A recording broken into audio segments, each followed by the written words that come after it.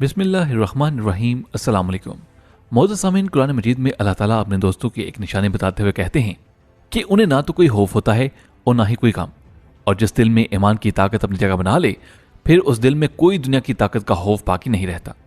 उसकी सबसे बड़ी मिसाल इस वक्त दिल्ली के मुसलमान हैं कि जहां मोदी के फॉलोअर्स अपने जुनून में मुसलमानों के खिलाफ नफरत की आग में जलते हुए उनको चुन चुन कर मार रहे हैं और उनकी अमलाक को नुकसान पहुंचाया जा रहा है, इबादत गाहों को आग लगाई जा रही है, तो इस क़यामत सुगरा के मंजर में भी मुसलमान इहलाक की जुर्रत की ऐसी मिसालें कायम कर रहे हैं कि दुनिया देखकर अश अश कर उठी है।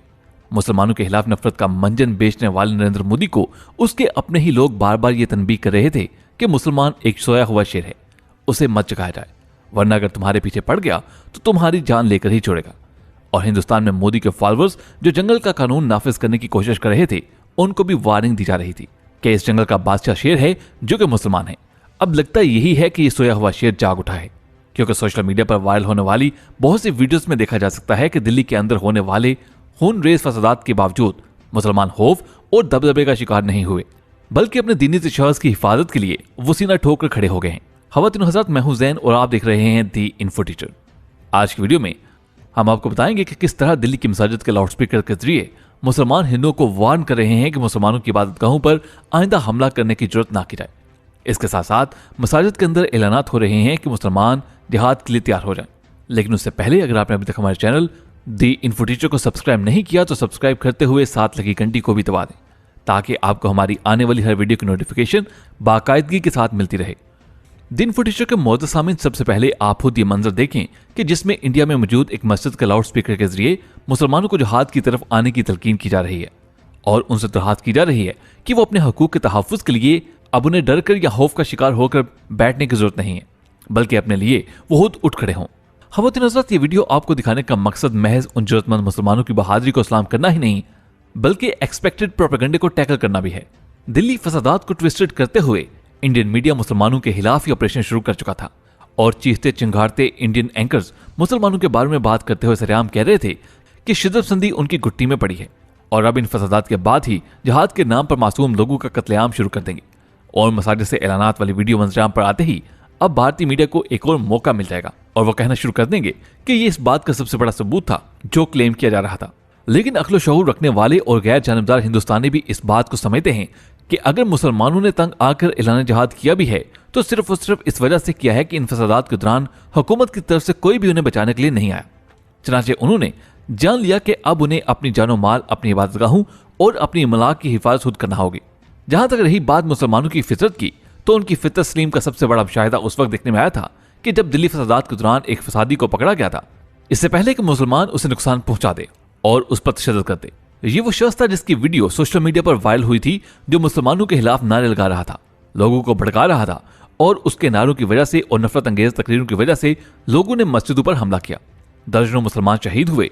लेकिन जब यही शख्स मुसलमानों के हाथों चढ़ा तो मुसलमानों ने इहलाक मोहम्मदी सल्लल्लाहु अलैहि वसल्लम का बेहतरीन मुजाहरा करते हुए न सिर्फ उसे बाहिफाजत उसके इलाके में पहुंचाया, बल्कि दुनिया के सामने ये वाज़ेह पैगाम भी दिया कि सच्चा मुसलमान इहलाकी तौर पर इतना ताकतवर और मजबूत होता है कि जब वो किसी पर फतह पाले तो अपने जेर हुए दुश्मन पर वो हाथ नहीं उठाता। और मसाजिद से होने वाले ऐलानात इस बात का मजर हैं कि मुसलमानों को कमजोर ना समझा जाए।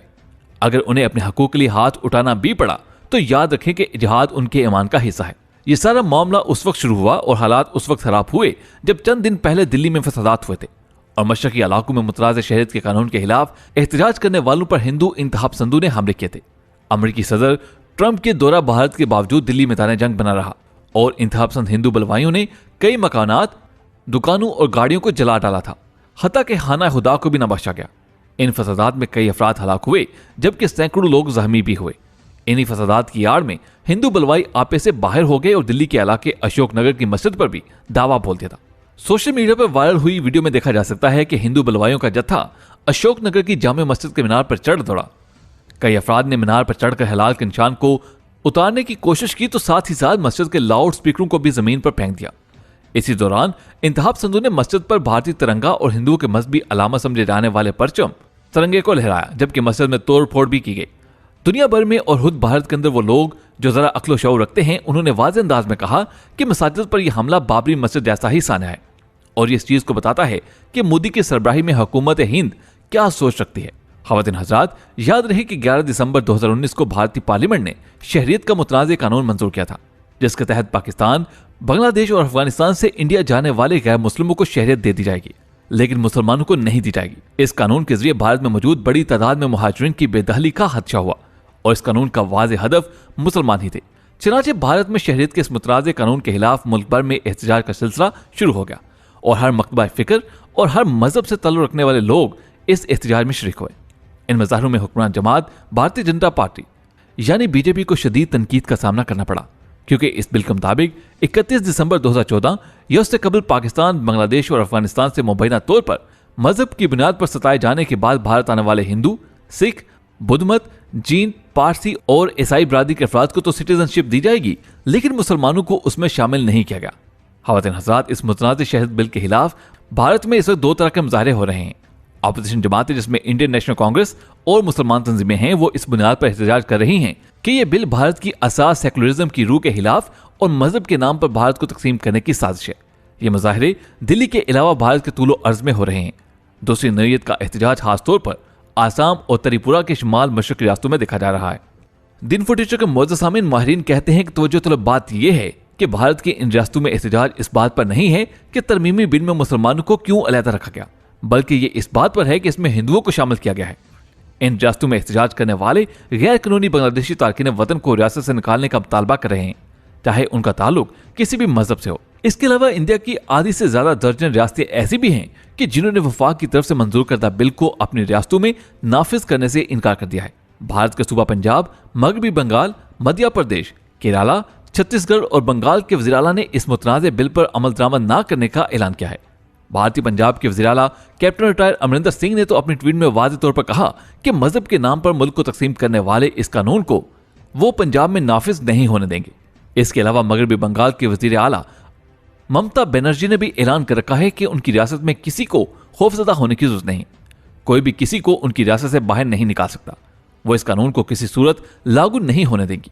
ममता बनर्जी ने तो यहां तक ऐलान कर दिया कि मगरबी बंगाल में इस बिल का नफाज उनकी इलाज पर से ही गुजर कर होगा। दूसरी तरफ कांग्रेस की सदर सोनिया गांधी का कहना है कि मोदी ने तासुब की बिना पर और मुसलमान से अपनी नफरत की आग में जलते हुए अपनी ही आवाम से जंग छेड़ दी है और मुसलमानों के हौसले देखकर यह अंदाजा लगाना मुश्किल नहीं है कि इस जंग में आखिरकार फतह किसकी होगी। दूसरी जानिब अक्ल शऊर रखने वाले और गैर जानिबदार भारतीय सहाफी और तजियाकार बार बार ये दहाई दे रहे हैं कि अगर मोदी की सरबराही में इस तरह की हरकत होती रही तो वो वक्त दूर नहीं जब भारत टुकड़े टुकड़े हो जाएगा। और इसकी सबसे बड़ी मिसाल और दलील हालिया वाकयात हैं कि जब दिल्ली में फसादात हुए हैं तो उसके बाद मसाजिद में मुसलमान जहाद के ऐलानात कर रहे हैं। इसके अलावा भारतीय पंजाब से सिख बसें भर भर कर दिल्ली आ रहे हैं जहां वो अपने मुसलमान भाइयों की हिफाजत करना चाहते हैं। और फिर जैसा कि आपको बताया कि आधी दर्जन से ज्यादा भारत की रियासतों ने वाज़ेह तौर पर यह ऐलान कर दिया है कि ये मोदी सरकार की जानिब से मंजूर करदा शहरियत का बिल वो अपनी रियासतों में नाफिज नहीं करेंगे।